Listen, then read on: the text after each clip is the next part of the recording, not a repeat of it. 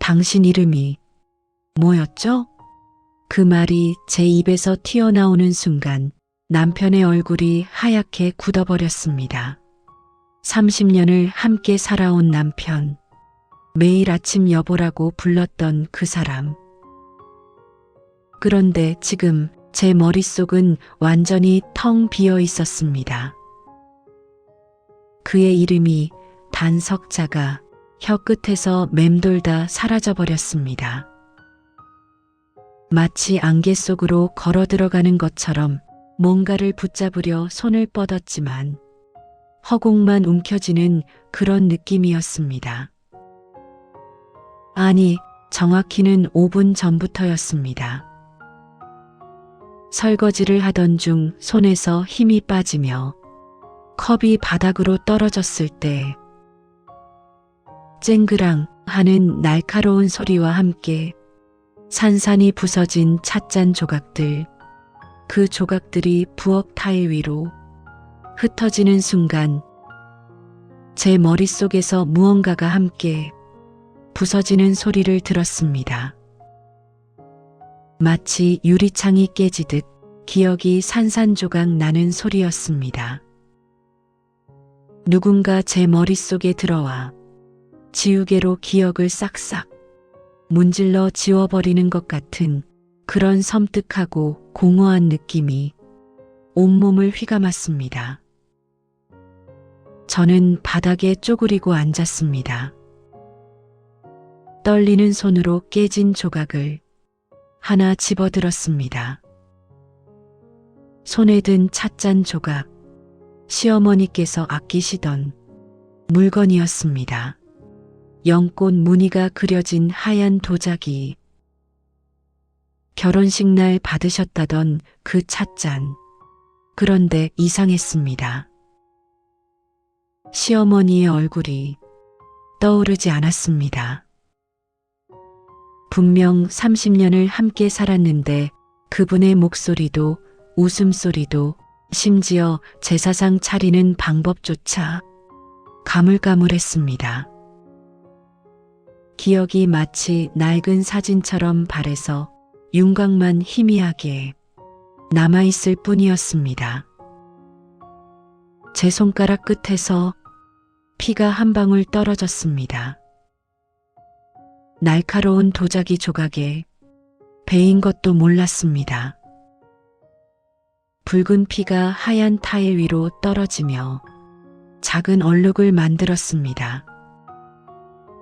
통증은 느껴지지 않았습니다. 아니, 느낄 여유가 없었습니다.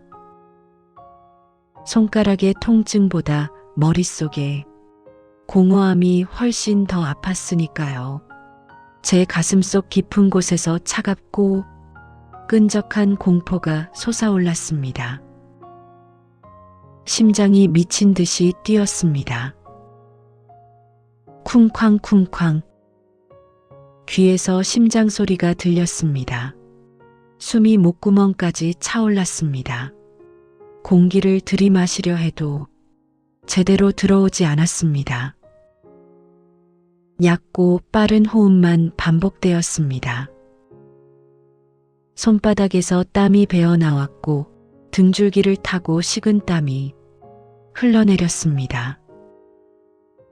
부엌의 형광등 불빛이 갑자기 너무 밝게 느껴졌고 냉장고 돌아가는 소리가 유난히 크게 귓전을 울렸습니다. 그때 거실에서 발소리가 들렸습니다.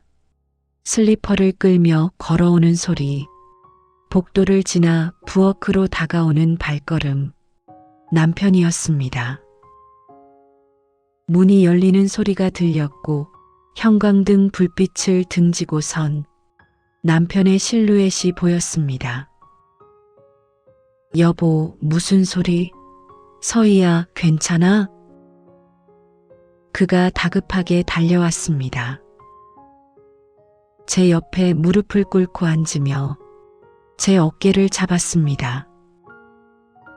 따뜻한 손이었습니다. 아니, 제 몸이 너무 차가웠던 것인지도 모릅니다. 저는 고개를 들어 그를 바라보았습니다. 백발이 섞인 머리, 눈가의 주름, 조금 처진 볼, 익숙한 그 얼굴, 30년을 매일 아침 마주했던 그 사람. 밥상을 마주하고 앉아 잘 먹겠습니다라고 말하던 그 사람. 그런데 이름이 나오지 않았습니다.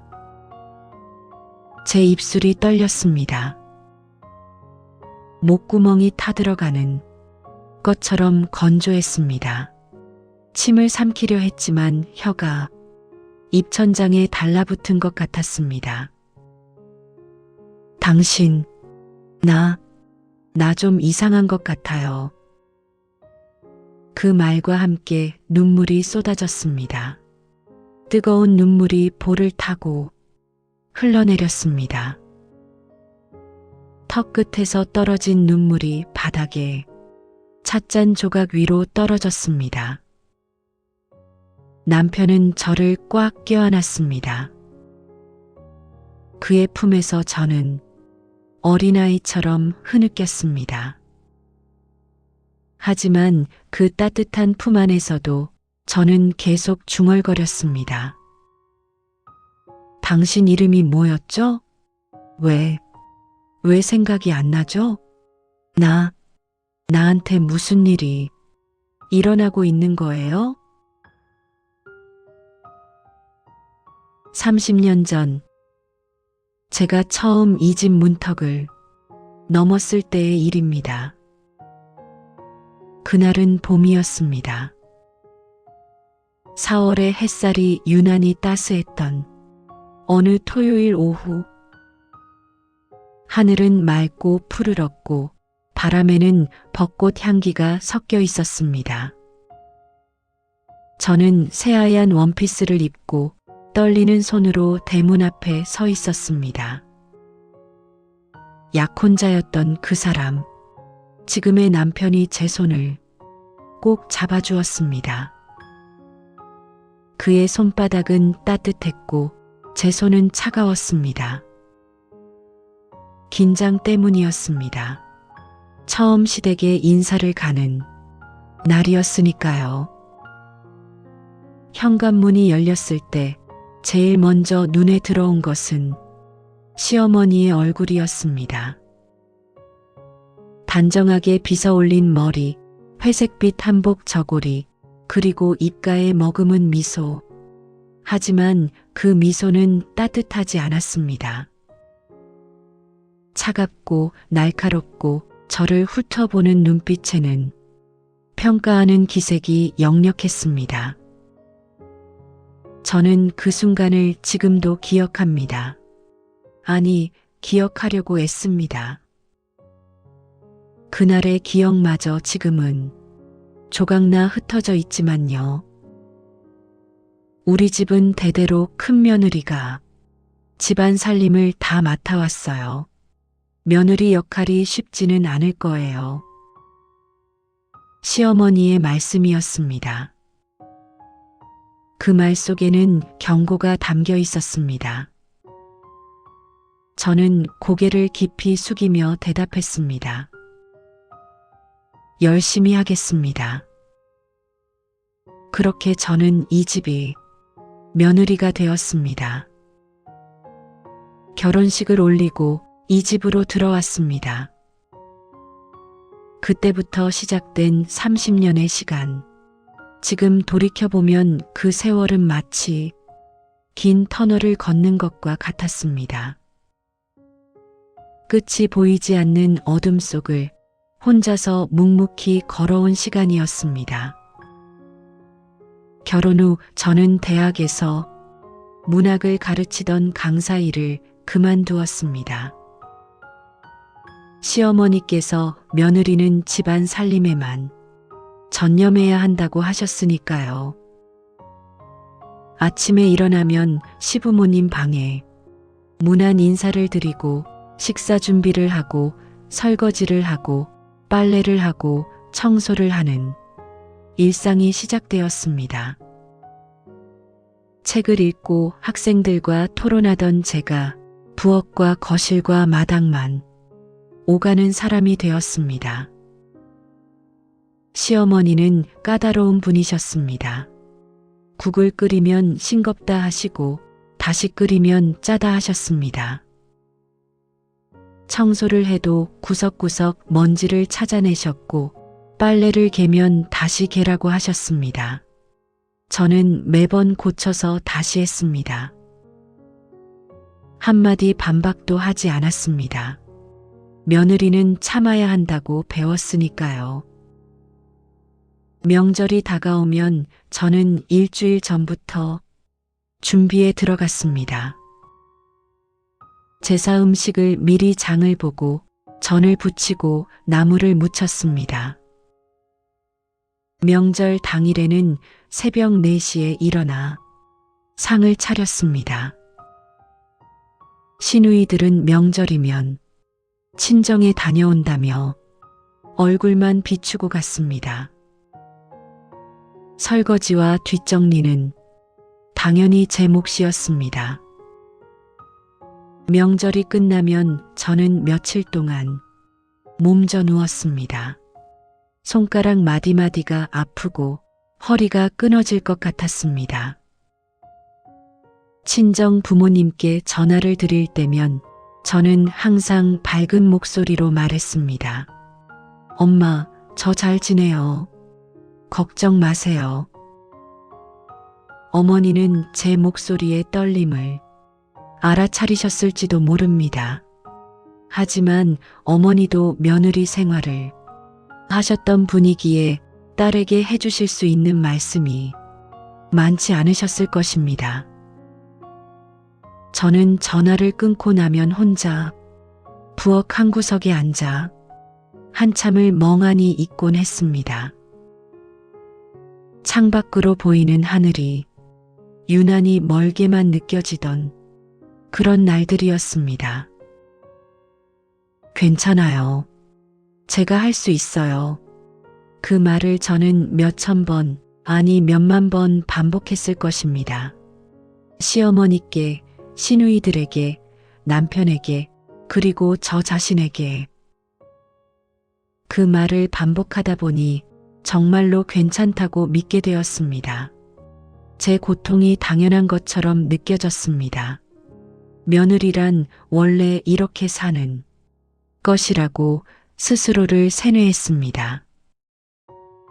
그렇게 30년이 흘렀습니다. 어느새 제 머리에도 흰머리가 섞였고 손등에는 주름이 자글자글 생겼습니다. 거울을 볼 때마다 낯선 제 얼굴을 보았습니다. 언제 이렇게 늙었을까? 언제 이렇게 지쳐 보이는 사람이 되었을까? 하지만 저는 그저 거울에서 눈을 돌렸습니다. 보고 싶지 않았으니까요. 제 모습을 마주하는 것이 두려웠으니까요. 병원 복도는 소독약 냄새로 가득했습니다. 하얀 벽, 차가운 형광등 불빛, 그리고 어딘가에서 들려오는 기계음. 저는 남편과 나란히 앉아 진료실 문이 열리기를 기다렸습니다. 플라스틱 의자는 딱딱했고 제 손은 무릎 위에서 미세하게 떨리고 있었습니다. 남편이 제 손을 꼭 잡아주었지만 그 따뜻함조차 제 두려움을 녹이기에는 부족했습니다. 지난 일주일 동안 저는 여러 검사를 받았습니다. MRI, CT, 혈액 검사, 인지기능 검사. 기계 안에 누워 있을 때 저는 눈을 감았습니다. 제 머릿속 어딘가에 문제가 있다는 것을, 그리고 그것이 무엇인지 알게 되는 것이 두렵다는 것을 느꼈습니다.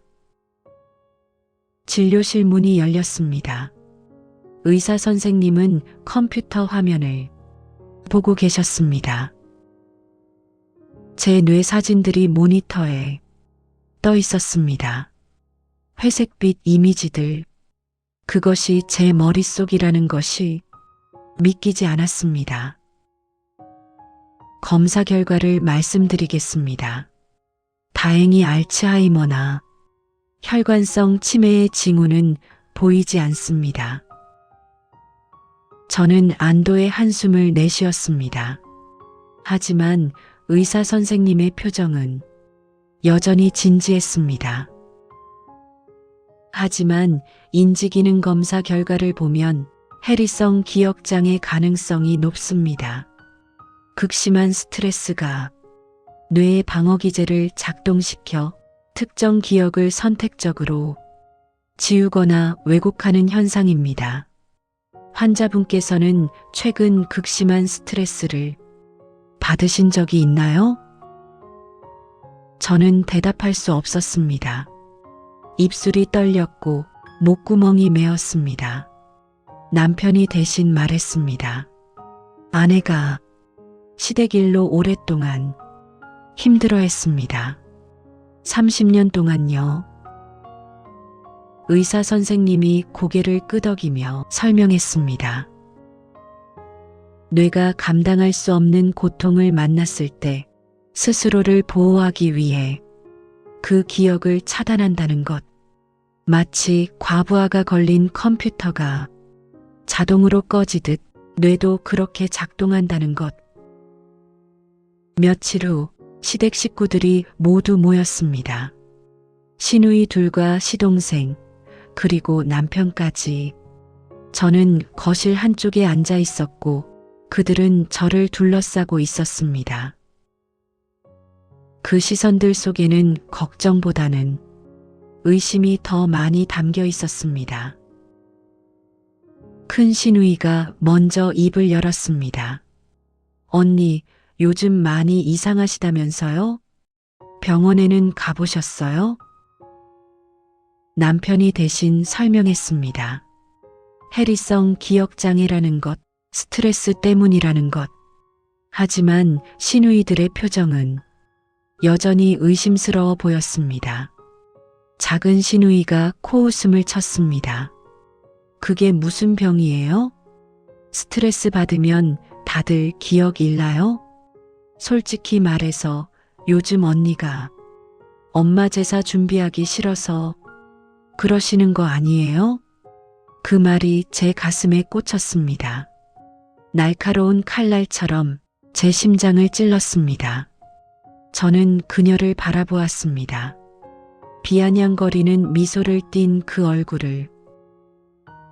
30년 동안 제가 시집살이를 하는 동안 그저 반갑만 하던 그 사람을. 제 입술이 떨렸습니다. 목구멍에서 뭔가가 치밀어 올랐습니다. 분노였을까요? 아니면 억울함이었을까요? 저는 알 수 없었습니다. 언니는 항상 티를 내시잖아요. 명절 때마다 힘들다고, 제사 준비 힘들다고. 우리도 다 아는데 이제는 병까지 핑계로 대시는 거예요? 다만 제 눈에서 눈물이 흘러내렸습니다. 큰 시누이가 황급히 말했습니다. 야, 그렇게까지 말하지 마. 언니가 진짜 아프신 거잖아.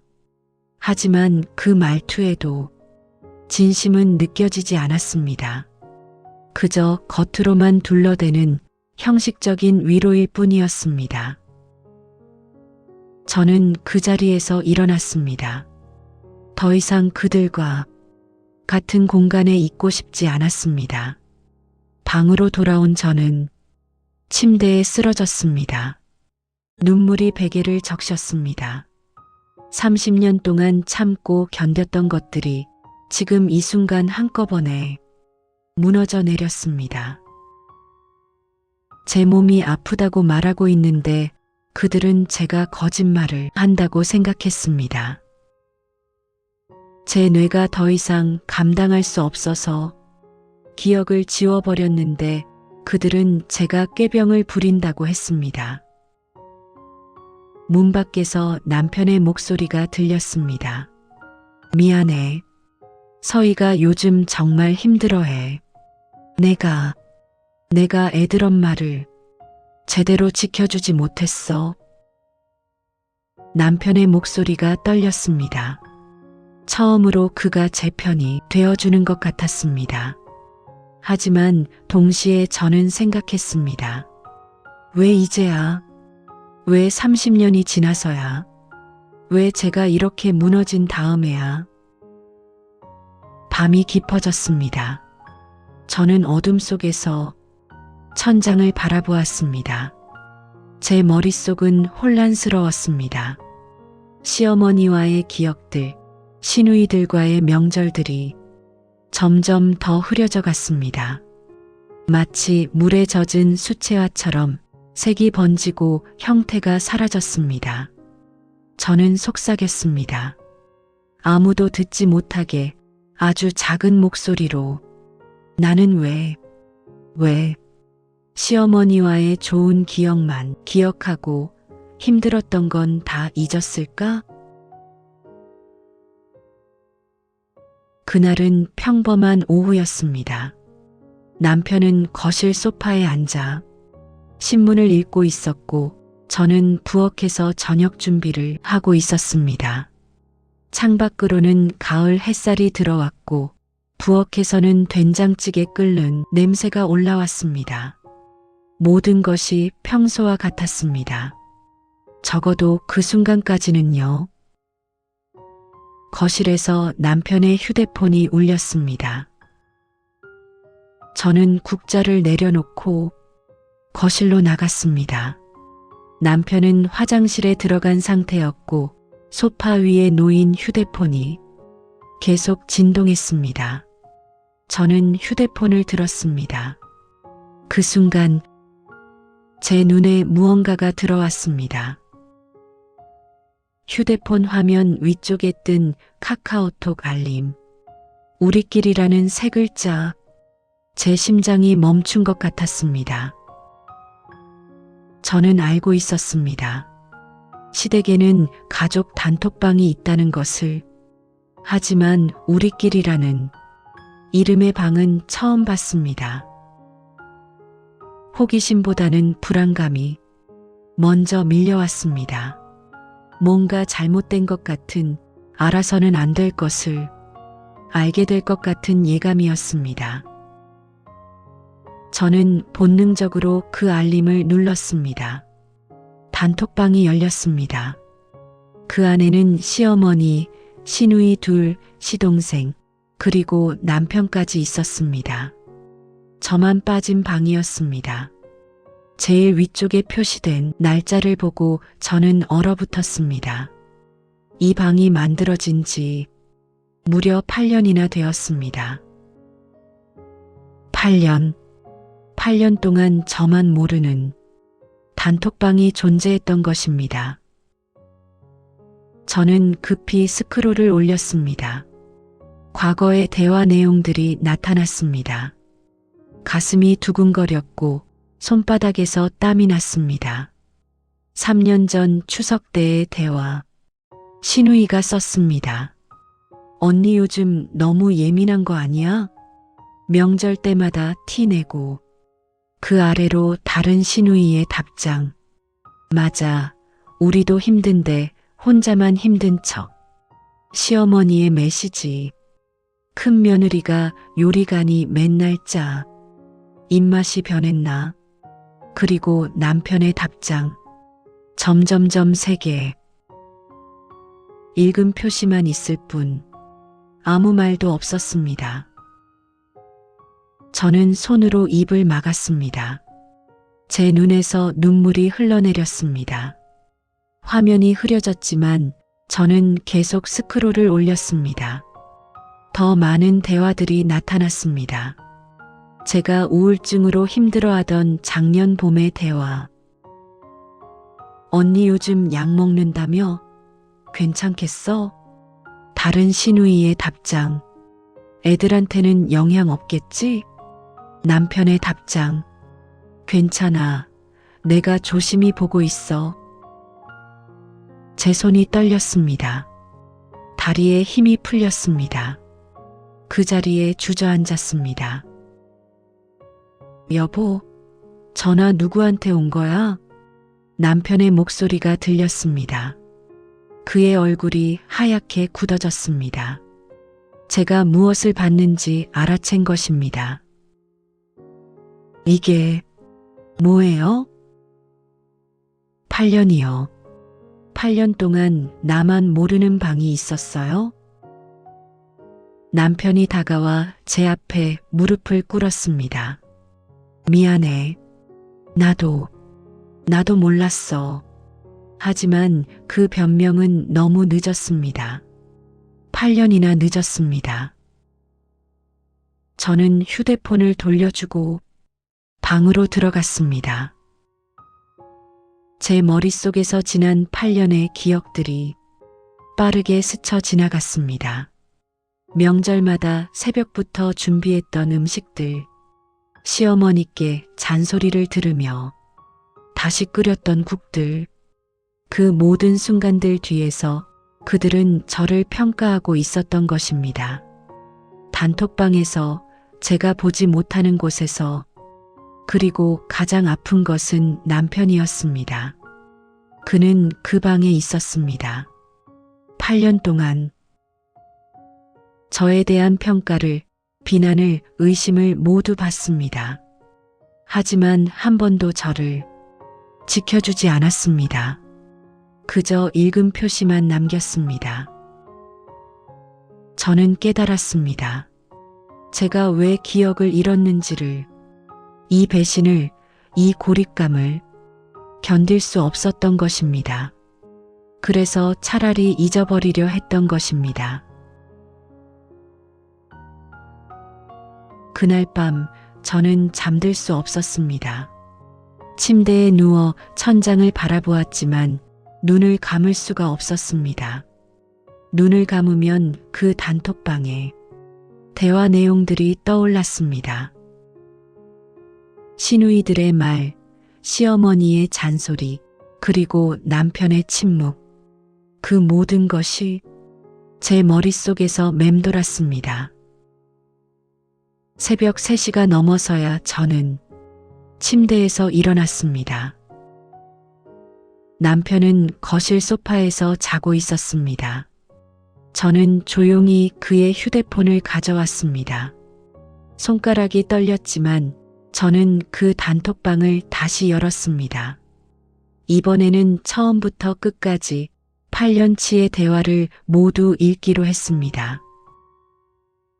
제가 알아야 했습니다. 그들이 저를 어떻게 봤는지, 제 삶이 어떻게 평가받았는지. 스크롤을 맨 위로 올렸습니다. 8년 전 이 방이 처음 만들어진 날의 대화가 나타났습니다. 시어머니가 방을 만들었습니다. 그리고 첫 메시지를 보냈습니다. 큰 며느리 빼고 우리끼리만 얘기하는 방 만들었어. 그 한 줄이 제 가슴을 찔렀습니다. 처음부터였습니다. 처음부터 저를 배제하려는 의도로 만들어진 방이었습니다. 시누이들이 답장했습니다. 엄마, 좋은 생각이에요. 언니 모르게 조심해야겠어요. 그리고 남편의 답장. 역시 점점점 3개뿐이었습니다. 저는 손으로 입을 막았습니다. 비명이 나올 것 같았습니다. 천천히 스크롤을 내렸습니다. 8년치의 대화가 눈앞에 펼쳐졌습니다. 명절마다, 제사 때마다, 가족 모임 때마다 그들은 이 방에서 저를 평가했습니다. 오늘 큰 며느리가 만든 갈비찜, 고기가 질겼어. 언니가 청소는 깨끗하게 하는데 왜 구석은 항상 먼지가 있지? 큰 며느리 요즘 표정이 안 좋던데 남편한테 뭐 불만 있나 봐. 한 줄 한 줄이 제 심장을 찔렀습니다. 저는 계속 읽었습니다. 멈출 수가 없었습니다. 시어머니 돌아가시기 전에 대화도 있었습니다. 15년 전 시어머니께서 병원에 계실 때의 일이었습니다. 큰언니가 병문안을 매일 오긴 하는데 표정이 좀 그래. 신우이의 메시지였습니다. 그 아래로 다른 신우이의 답장. 언니는 엄마한테 정이 없는 것 같아. 우리는 울면서 간호하는데. 저는 그 대화를 읽으며 기억을 떠올렸습니다. 그때 저는 매일 새벽 5시에 일어나 병원에 갔습니다. 시어머니께 식사를 챙겨드리고 몸을 닦아드리고 간호사가 하지 못하는 일들을 했습니다. 집에 돌아오면 밤 11시가 넘었고 저는 녹초가 되어 쓰러졌습니다. 하지만 그들은 제 표정만 봤습니다. 제가 울지 않는다고, 슬픔을 표현하지 않는다고 평가했습니다. 시어머니 장례식 날의 대화도 있었습니다. 큰언니 얼굴이 너무 무표정해. 시어머니 돌아가셨는데 저렇게 담담할 수 있어? 우리는 눈이 퉁퉁 부었는데 말이야. 저는 그날을 기억했습니다. 장례식장에서 저는 손님들을 맞이하고 음식을 나르고 조문객들에게 인사했습니다. 울 시간이 없었습니다. 누군가는 그 일들을 해야 했고 그 누군가는 항상 저였습니다. 하지만 그들은 제가 울지 않았다는 것만 기억했습니다. 더 내려갔습니다. 제가 우울증 진단을 받았던 3년 전의 대화가 나왔습니다. 언니가 정신과와 약을 먹기 시작했대. 애들한테 영향은 없겠지? 우리 조카들인데. 언니가 원래 좀 예민하긴 했잖아. 남편의 답장이 이어졌습니다. 괜찮아. 내가 잘 보고 있어. 약도 제때 먹게 하고. 저는 눈물이 쏟아졌습니다. 그때 저는 얼마나 힘들었는지 아침에 눈을 뜨는 것조차 힘들었습니다. 숨 쉬는 것이 고통이었습니다. 정신과에 가는 것이 얼마나 용기가 필요했는지. 하지만 그들에게 저는 그저 예민한 사람, 약 먹는 사람이었습니다. 손가락이 떨렸습니다. 하지만 저는 계속 스크롤을 내렸습니다. 끝까지 봐야 했습니다. 이것이 제 30년의 진실이었으니까요. 가장 최근의 대화가 나왔습니다. 제가 병원에서 해리성 기억장애 진단을 받은 다음 날의 대화였습니다. 언니가 기억을 잃었다는데 진짜일까? 신우이의 메시지였습니다. 그 아래로 답장들이 이어졌습니다. 글쎄, 제사 준비 안 하려고 꾀병 부리는 거 아닐까? 맞아, 타이밍이 너무 딱이잖아. 엄마 기일 1달 전에 갑자기 오빠, 진짜 병원 진단서 받아온 거 맞아? 남편의 답장. 진단서 있어. 정말 아픈 거야. 내가 매일 봐서 아는데. 하지만 그 답장에도 힘이 없었습니다. 그들을 설득하려는 의지가 느껴지지 않았습니다. 그저 형식적으로 변호하는 것처럼 보였습니다. 저는 휴대폰을 내려놓았습니다. 더 이상 볼 수가 없었습니다. 제 손은 떨렸고 온몸에서 힘이 빠졌습니다. 바닥에 주저앉았습니다. 차가운 마룻바닥이 제 체온을 빼앗아갔습니다. 8년이었습니다. 8년 동안 저는 투명 인간이었습니다. 제가 무엇을 하든 얼마나 노력하든 그들에게 저는 평가의 대상일 뿐이었습니다. 며느리로서, 엄마로서, 아내로서 제 역할을 다했지만 그 어떤 것도 인정받지 못했습니다. 그리고 남편, 그는 그 방에 있었습니다. 8년 동안 매일, 매달, 매년 그들이 저를 어떻게 말하는지 봤습니다. 하지만 단 한 번도 저를 제대로 지켜주지 않았습니다. 점점점 세게 읽음 표시, 그것이 전부였습니다. 정신과 의사 선생님의 말이 떠올랐습니다. 극심한 스트레스가 뇌를 방어기제로 작동시킨다고, 감당할 수 없는 고통을 만났을 때 뇌는 그 기억을 차단한다고.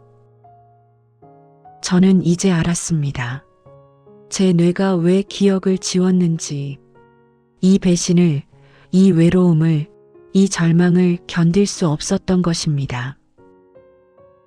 저는 바닥에 앉은 채 하염없이 울었습니다. 소리 없이 조용히 눈물만 흘렸습니다. 30년 동안 참았던 것들이 터져나왔습니다. 창밖으로 새벽빛이 들어오고 있었습니다. 새로운 날이 밝아오고 있었습니다. 하지만 저에게 그 빛은 차갑기만 했습니다. 일주일이 지났습니다. 그 일주일 동안 저는 아무에게도 말하지 않았습니다. 저는 그저 조용히 제 할 일을 했습니다. 아침을 준비하고 빨래를 하고 청소를 했습니다. 평소와 똑같이 움직였습니다.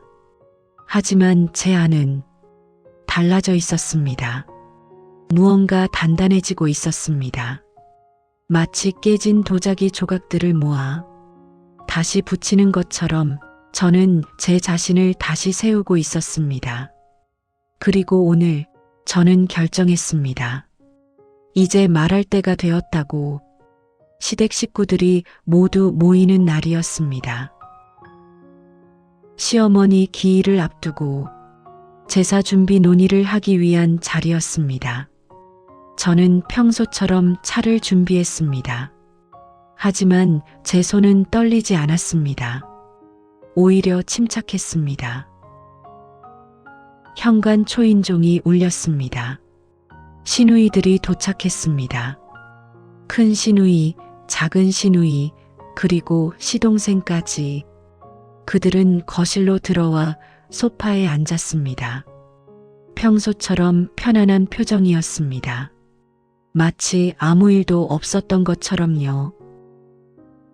저는 그들 앞에 섰습니다. 차분하게, 천천히. 숨을 들이마셨습니다. 그리고 입을 열었습니다.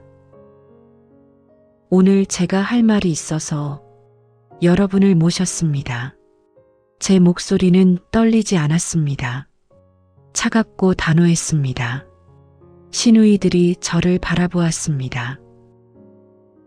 저는 30년 동안 이 집의 며느리로 살았습니다. 30년 동안 명절마다 새벽에 일어나 음식을 준비했습니다. 여러분의 부탁을 거절하지 않았습니다. 항상 웃었고 항상 괜찮다고 말했습니다. 거실이 조용해졌습니다. 그들의 표정이 굳어지기 시작했습니다. 그 대가로 저는 제 기억을 잃었습니다. 극심한 스트레스로 인해 뇌가 스스로를 보호하기 위해 기억을 차단했다고 합니다. 저는 잠시 숨을 고르고 이어서 말했습니다. 일주일 전 저는 우연히 알게 되었습니다. 여러분이 저를 빼고 만든 단톡방이 있다는 것을요. 우리끼리라는 이름의 방. 8년 동안 존재했던 그 방. 그 순간 시누이들의 얼굴이 하얗게 질렸습니다. 작은 시누이의 입이 벌어졌습니다. 시동생은 고개를 숙였습니다. 남편은 소파 끝에 앉아 고개를 들지 못했습니다. 8년 동안 여러분은 그 방에서 저를 평가했습니다. 제가 만든 음식의 간이 어떤지, 제 청소가 깨끗한지, 제 표정이 어떤지, 제가 우울증으로 힘들어할 때도 여러분은 제가 꾀병을 부린다고 의심했습니다. 제 목소리가 약간 떨렸습니다. 하지만 저는 참았습니다. 그리고 제가 가장 놀랐던 것은 제가 기억장애 진단을 받았을 때도 여러분은 제가 제사 준비를 피하려고 거짓말한다고 생각하셨다는 겁니다. 작은 시누이가 급히 말했습니다. 언니, 그건 우리가 잘못 생각한 거예요. 저는 그녀를 차갑게 바라보았습니다. 몰랐다고요? 8년 동안 그 방에 계셨으면서요? 저는 남편을 바라보았습니다. 여보, 고개 좀 들어보세요. 남편이 천천히 고개를 들었습니다. 그의 눈에는 눈물이 가득했습니다. 당신은 8년 동안 그 방에 있었어요. 그들이 저를 어떻게 말하는지 봤어요. 하지만 단 한 번도 저를 제대로 지켜주지 않았죠. 남편의 입술이 떨렸습니다. 당신을 원망하지 않아요. 하지만 당신의 침묵이 저를 죽였어요. 제 기억을, 제 정신을, 제 삶을 죽였어요. 거실은 정적에 휩싸였습니다. 저는 천천히 숨을 들이마셨습니다. 오늘부로 저는 결정했습니다. 당분간 시댁 행사에 참석하지 않겠습니다. 명절도, 제사도, 가족 모임도요. 큰 시누이가 벌떡 일어났습니다. 언니, 그게 무슨 말씀이세요? 저는 차갑게 대답했습니다. 30년 동안 제가 혼자 해왔으니 이제는 여러분이 나눠서 하실 차례입니다. 저는 치료에 집중하겠습니다. 그리고 친정 부모님과 더 많은 시간을 보내겠습니다. 저는 남편을 다시 바라보았습니다. 여보, 당신에게도 할 말이 있어요. 저는 당분간 친정에 가서 지내겠습니다. 당신도 생각할 시간이 필요할 것 같아요. 이제는 선택해야 해요. 진짜 제 편이 될 건지 아니면 계속 침묵할 건지. 남편이 드디어 입을 열었습니다. 미안해. 정말 미안해. 하지만 저는 더 이상 그의 미안하다는 말에 위로받지 않았습니다. 미안하다는 말은 이제 지겹습니다. 행동으로 보여주세요. 저는 가방을 들었습니다. 이미 짐을 싸둔 상태였습니다. 현관으로 걸어가며 저는 마지막으로 말했습니다. 30년 동안 저는 여러분의 기대에 맞춰 살았습니다. 이제는 저를 위해 살겠습니다. 문을 열고 나가는 순간 제 어깨가 가벼워지는 것을 느꼈습니다. 6개월이 흘렀습니다. 창밖으로 저녁 노을이 지고 있었습니다. 붉은 햇살이 하늘을 물들이며 천천히 서쪽으로 기울어가고 있었습니다. 저는 친정집 작은 방 창가에 앉아 그 노을을 바라보았습니다. 따뜻한 차 한 잔이 손에 들려 있었고 김이 모락모락 피어올랐습니다. 이 고요한 순간이 좋았습니다. 6개월 전 제가 시댁을 나왔을 때만 해도 저는 두려웠습니다. 30년을 살았던 그 집을 떠나는 것이 과연 옳은 선택인지 확신이 서지 않았습니다. 하지만 지금은 알았습니다. 그것이 제 인생에서 가장 용기 있는 선택이었다는 것을요. 기억은 여전히 완전히 돌아오지 않았습니다.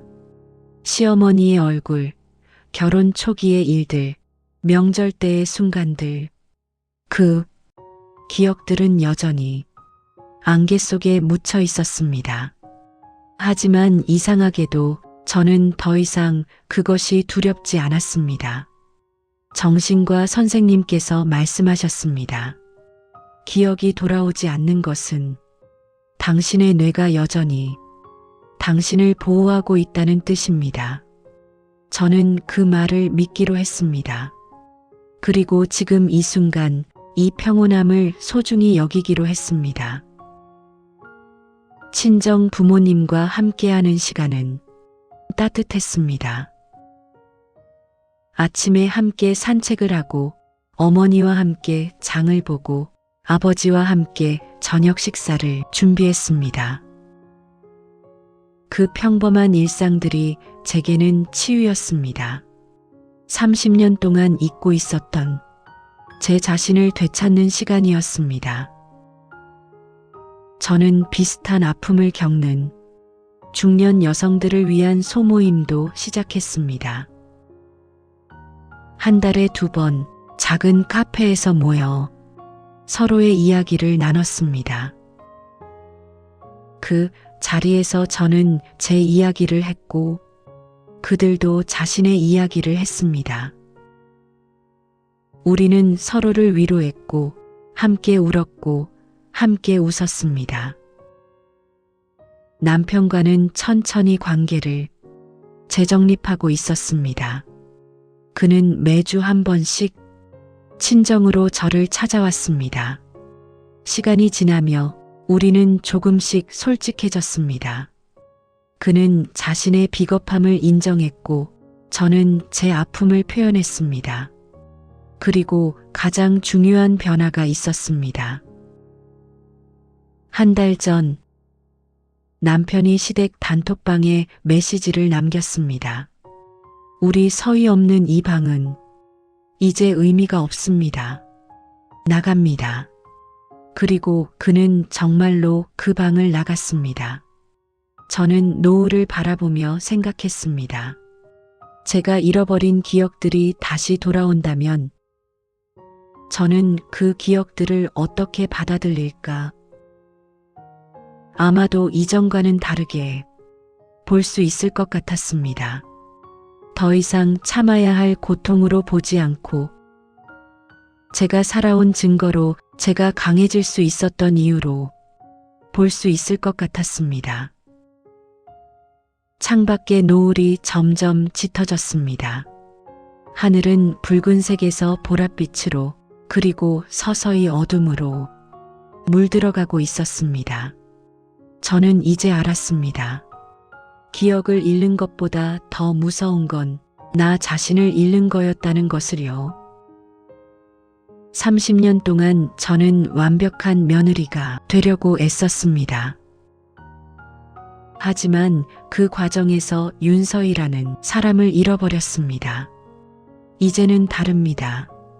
이제 저는 저를 찾았습니다. 그리고 혹시 지금 이 이야기를 듣고 계신 당신도 같은 아픔을 겪고 있다면 말씀드리고 싶습니다. 당신의 고통을 기억할 권리가 있습니다. 화낼 권리가 있습니다. 그리고 무엇보다 당신 자신을 먼저 사랑할 권리가 있습니다. 그것은 이기심이 아닙니다. 그것은 생존입니다. 밤하늘에 별이 하나둘 떠오르기 시작했습니다. 저는 창문을 열고 차가운 밤 공기를 들이마셨습니다. 가슴 가득 신선한 공기가 채워졌습니다. 살아있다는 것이 느껴졌습니다. 오늘도 하루가 끝나갑니다. 여러분의 하루는 어떠셨나요? 어떤 하루였든 오늘 하루도 견뎌내신 당신이 대단합니다. 그리고 내일도 당신은 또 하루를 살아갈 것입니다. 그것만으로도 충분히 용감한 일입니다. 좋은 꿈 꾸세요.